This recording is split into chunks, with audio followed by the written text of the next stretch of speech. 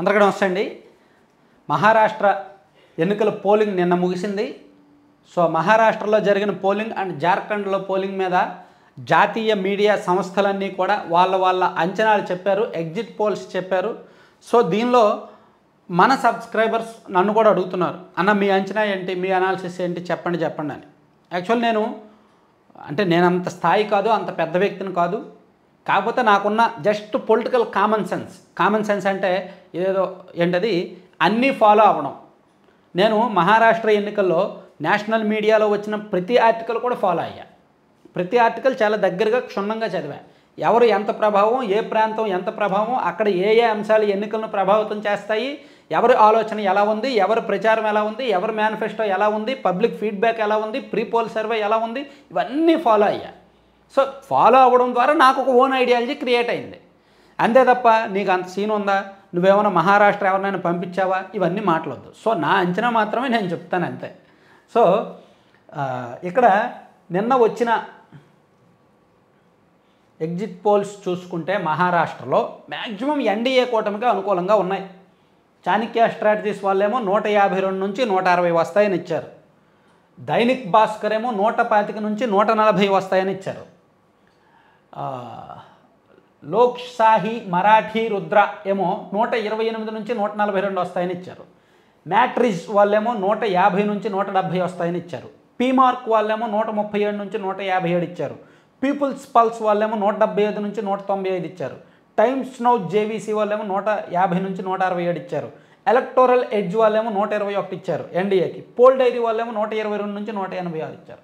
ఇట్లా ఒక్కొక్కరు ఒక్కొక్క రాయేశారు. దీనిలో కొంతమంది గాలిలో రాయేసిన వాళ్ళు కూడా ఉన్నారు. ఇప్పుడు మన కేకే గారేమో 225 ఇచ్చారు. వీళ్ళెవ్వరూ ఇవ్వనటువంటి ఫిగర్ అది. మహాయుతికి 225 వస్తాయి అని చెప్పి కేకే గారు చెప్పారు. సరే ఏం జరుగుద్దో చూడాలి. ఎంవీఏకేమో ఇలా ఇచ్చారు. సో ఓవరాల్గా చూసుకుంటే మనం చాణక్య స్ట్రాటజీస్ కాస్త క్రెడిబిలిటీ ఉన్న సంస్థే. అలాగే దైనిక్ భాస్కర్ దేశం మొత్తం మీద హయ్యెస్ట్ సర్క్యులేషన్ ఉన్న news paper, Mumbai based run అవుతుంది.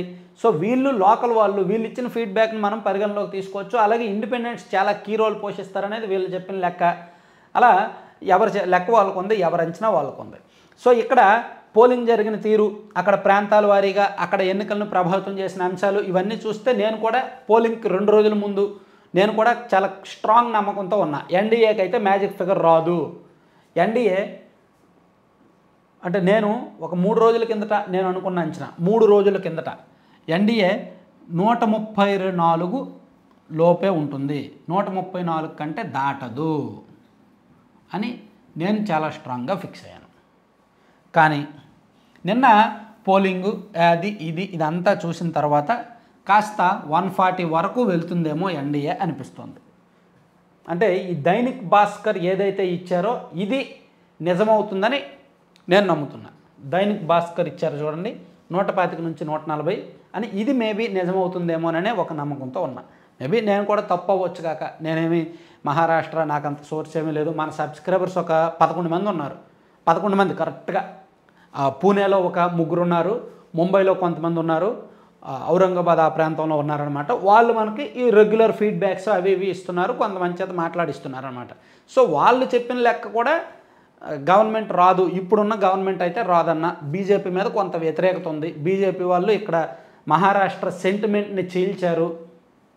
సో ఇక్కడ అనేక రంగాల్లో అనేక వ్యవహారాల్లో వ్యతిరేకత ఉంది అని చెప్పుకుంటూ వచ్చారనమాట. కాకపోతే పోల్ మేనేజ్మెంట్లో కానీ, డబ్బుల్లో కానీ, లేదా ఎన్నికలకు 8 నెలల ముందు నుంచి కూడా ఈ మహిళలకు నెల 1800 ఎంతో ఇస్తున్నారు, అది కానీ ఇటువంటి వ్యవహారాల పట్ల కాస్త బీజేపీ సేఫ్ జోన్లోకి వచ్చింది.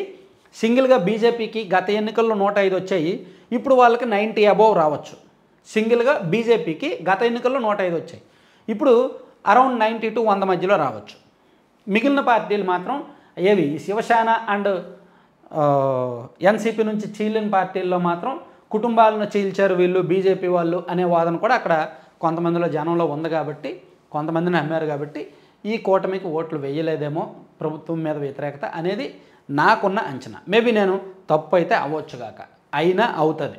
నేను అంత కరెక్ట్గా ఏమీ చెప్పలేను. ఆంధ్రప్రదేశ్ ఎన్నికలే నేను ఎంత చెప్పా, 115, 120 వస్తాయి కూటమికి అని చెప్పాను. కానీ 161 పైగా వచ్చాయి. కాబట్టి నాకున్న లిమిటెడ్ సోర్సుల ద్వారా, నాకున్న ప్రాథమిక పరిజ్ఞానం ద్వారా మాత్రమే నేను ఈ వీడియో చేస్తున్నాను. నేను స్ట్రాంగ్గా నమ్మేది ఏంటంటే అక్కడ ఎన్డీఏ కూటమికి అధికారం వచ్చే ఛాన్స్ లేదు, అధికారంలోకి రాదు. నాకున్న సోర్సులు, మన సబ్స్క్రైబర్స్ అక్కడ నుంచి నాకు వస్తున్న ఫీడ్బ్యాక్ అదే నేను చెప్తున్నా.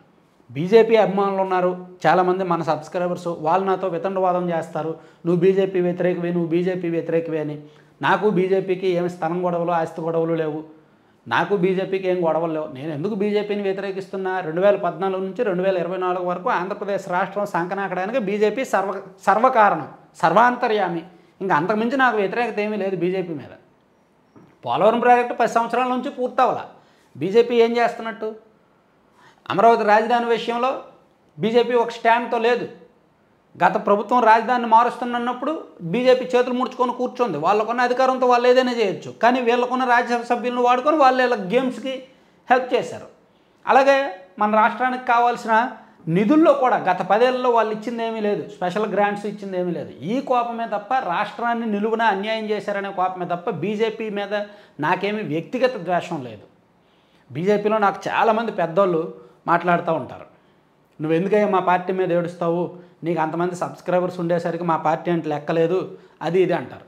కానీ నేనేంటో వాళ్ళకు తెలుసు.